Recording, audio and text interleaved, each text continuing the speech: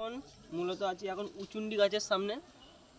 এই গাছটি অঞ্চল ভেদে নানা রকমভাবে ডাকা হয়।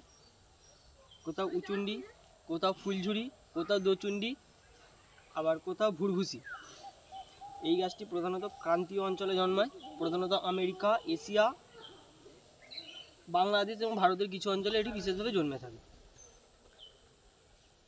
এটির নীলাভ সাদা বর্ণের ফুল হয়, সেটিকে হোয়াইট উইড বলা হয়, আবার কোথাও এটিকে গোট উইড বলেও ডাকা হয়। এটির ভীষণ মারাত্মক ক্ষতির দিক আছে। বৈজ্ঞানিকভাবে এর স্বাস্থ্যসম্মত কিছু দিক খুঁজে পাওয়া যায়নি। এটি প্রধানত কীটনাশক হিসেবে ব্যবহার করা হয়, মশা নিরোধক হিসাবে ব্যবহার করা হয়।